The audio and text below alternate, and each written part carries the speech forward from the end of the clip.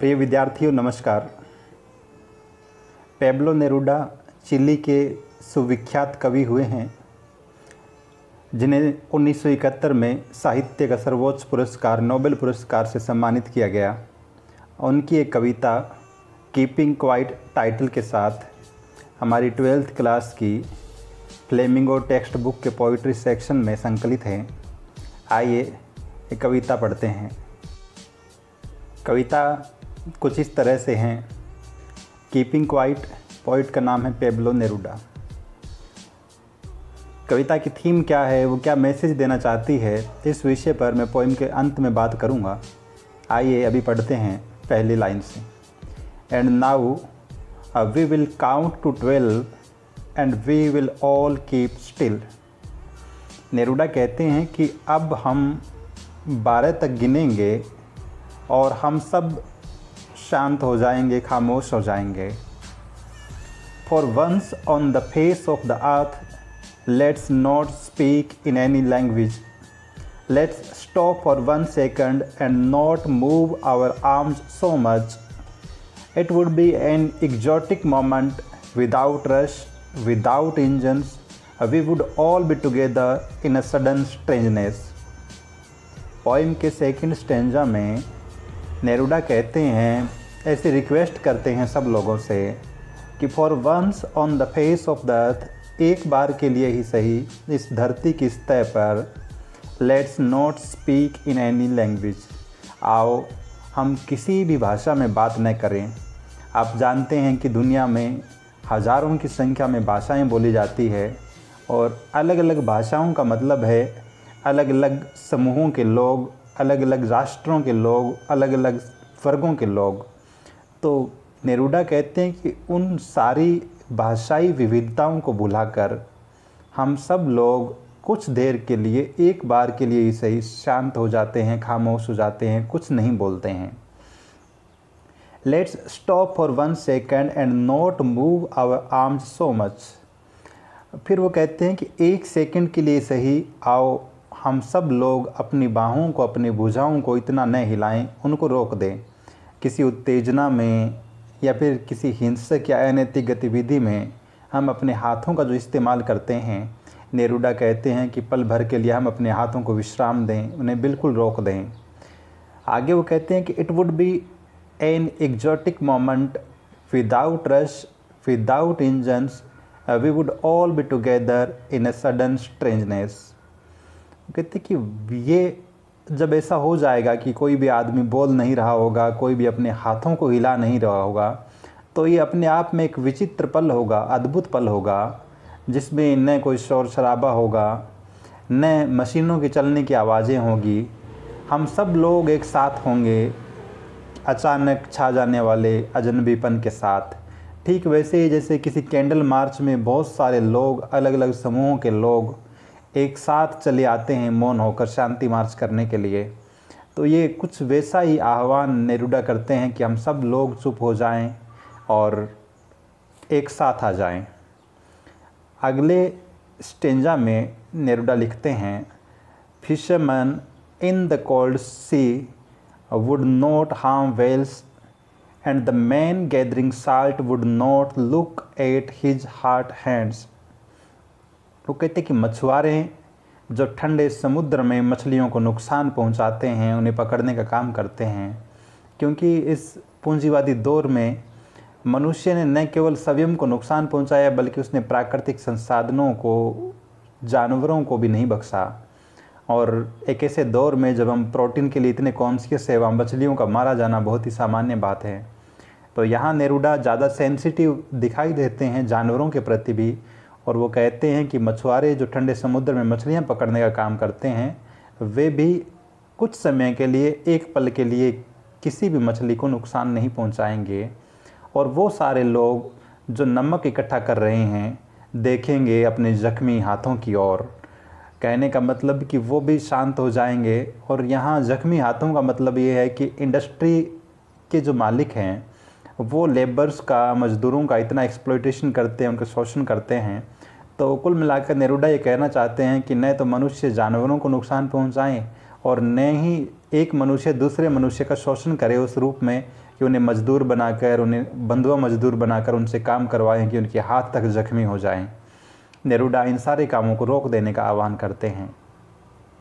आगे वो लिखते हैं, those who prepare green wars with gas, wars with fire, victory with no survivor, would put on clean clothes and walk about with their brothers in the shade doing nothing.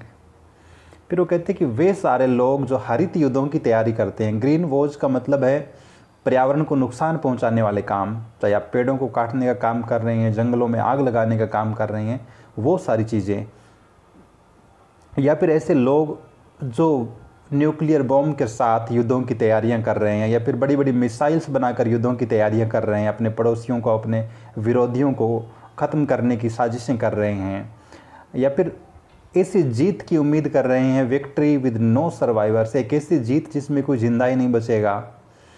आप लोगों ने प्राचीन भारत के इतिहास को पढ़ा हो तो उसमें एक बहुत ही महत्वपूर्ण युद्ध का जिक्र आता है। 261 ईसा पूर्व सम्राट अशोक ने कलिंग के साम्राज्य को जीतने के लिए एक बहुत ही भयानक लड़ाई लड़ी, और ऐसा पढ़ते हैं कि उस युद्ध में लगभग 1.5 से 2 लाख के बीच लोग मारे गए, सैनिक मारे गए।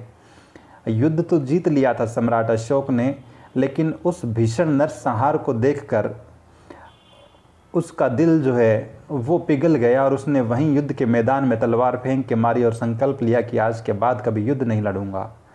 तो वो उस तरह की जो जीत है, नेरूडा कहते हैं कि वो व्यर्थ है, वो बेकार है। और ये सारे लोग जो युद्धों की तैयारियां करते हैं, चाहे वो किसी भी रूप में हो, वो सारे लोग would put on clean clothes, वो सारे के सारे, पुट ऑन एक फ्रेजल वर्ब है जिसका अर्थ होता है पहनना, ये सारे के सारे लोग स्वच्छ वस्त्र धारण कर लेंगे, साफ़ सुथरे कपड़े पहन लेंगे जिस पे खून के धब्बे नहीं हों, किसी की हत्याओं के दाग नहीं हों, and walk about with their brothers in the shade doing nothing, और वो सारे के सारे लोग अपने भाइयों के साथ चलेंगे छाया में, कुछ भी न करते हुए।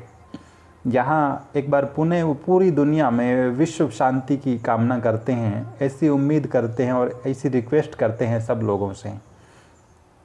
अंतिम स्टेंजा में वो कहते हैं कि what I want should not be confused with total inactivity.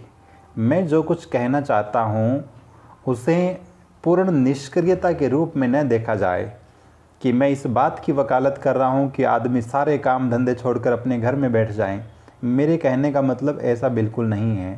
वो कहते हैं life is what it is about, I want no truck with death. ये जीवन तो ठीक वैसा ही है जैसा इसे होना चाहिए, जिस रूप में ये है उसे स्वीकार किया जाना चाहिए, लेकिन मैं लाशों से भरे हुए ट्रक नहीं चाहता। तो यहाँ वो बहुत ही स्पष्ट कर देते हैं कि उनकी जो साइलेंट हो जाने का मतलब है, उनकी कीपिंग क्वाइट का जो मतलब है, वो हिंसक और अनैतिक गतिविधियों से खुद को दूर कर लेना है, न कि खाली बैठ जाना कि हम आज के बाद कोई काम नहीं करेंगे। ऐसा वो रिक्वेस्ट नहीं करते। अगले लाइंस में नेरूडा लिखते हैं, if we were not so single minded about keeping our lives moving and for once could do nothing. वो कहते हैं कि यदि हम लोग इतने संकीर्ण मानसिकता के नहीं होते, इतने एकांकी मन के नहीं होते कि हम केवल अपना ही जीवन चलाने के बारे में सोच रहे होते और हम कुछ भी नहीं करते एक बार के लिए, perhaps a huge silence might interrupt this sadness. तो संभव है, तो शायद एक बहुत बड़ी खामोशी हमारी उदासी को भंग कर सकती थी, उसे भेद सकती थी। उदासी किस चीज़ की? Of never understanding ourselves and of threatening ourselves with death. उदासी इस बात की कि हम लोग अपने आप को कभी समझ ही नहीं पाए, अपने आप को कभी समझ ही नहीं पाते और डराते रहते हैं अपने आप को मौत से। थ्रेट का मतलब धमकी देना, धमकाना, डराना। Perhaps the earth can teach us as when everything seems dead and later proves to be alive। वो कहते हैं कि धरती जो है वो हमें बेहतर ढंग से पढ़ा सकती है, समझा सकती है। जहाँ कुछ पलों के लिए तो ऐसा प्रतीत होता है कि सब कुछ ख़त्म हो गया है, मर गया है, लेकिन अगले ही पल सब कुछ वापस जीवित हो जाता है। तो कुछ वैसा ही हम सब से करने का आह्वान करते हैं नेरूडा इस कविता में, कि हम सब लोग भी अपने भीतर झांकें, अपने आप को समझने का प्रयास करें, पूरी मानव जाति को, दुनिया के सभी राष्ट्रों के लोगों को जाति, धर्म, लिंग और वर्ग के भेदभाव से परे होकर अपना भाई माने। अंत में वो कहते हैं, now I will count up to 12 and you keep quiet and I will go, कि मैं अब 12 तक गिनूँगा, आप सब शांत होंगे और मैं चला जाऊँगा। अब हम बात करें कि कविता जो है वो किस थीम पे बात करती है। मोटी मोटी सी दो चीज़ें नेरूडा कहना चाहते हैं। एक तो ये कि वो कहते हैं कि इस भागदौड़ भरे जीवन में किसी मनुष्य के पास इतना टाइम नहीं है कि वो अपने आप से बात कर सके। तो यहाँ वो इंट्रोस्पेक्शन की बात करते हैं, अपने आप से बात करने का आह्वान करते हैं कि हम सब लोग जो हैं वो कहीं न कहीं इतने व्यस्त हो गए हैं कि खुद के लिए टाइम ही नहीं निकाल पा रहे हैं। तो एक तो वो बात करते हैं कि हम इंट्रोस्पेक्ट करें, अपने आप से बात करें। सेकंड वो बात करते हैं, और ये बहुत ही यूनिवर्सल चीज़ है, सार्वभौमिक, वो राष्ट्रों की सीमाओं से परे जाकर बात करते हैं। क्योंकि नेरूडा कवि होने के साथ साथ एक राजनेता भी रहे थे, और उन्होंने स्पेन में सिविल वॉर देखा था, जनरल फ्रेंको की क्रूर नीतियाँ देखी थी, यहाँ तक कि अपने कवि मित्र लोरका का मर्डर होते हुए देखा था। तो उन सारी चीज़ों ने उनके मस्तिष्क पर बहुत ही गहरी छाप छोड़ी, और उसी का परिणाम था कि नेरूडा कीपिंग क्वाइट जैसी कालजी रचना लिख पाए। तो दो विषयों पर बात करते हैं, एक तो इंट्रोस्पेक्शन पर, सेकंड वो कहते हैं कि हम आपसी समझ पैदा करें, म्यूचुअल अंडरस्टैंडिंग पैदा करें और भाईचारे की भावना पैदा करें एक दूसरे के प्रति। तभी सही मायने में देश का भला होगा, पूरी दुनिया का भला होगा, मानव जाति का भला होगा। धन्यवाद।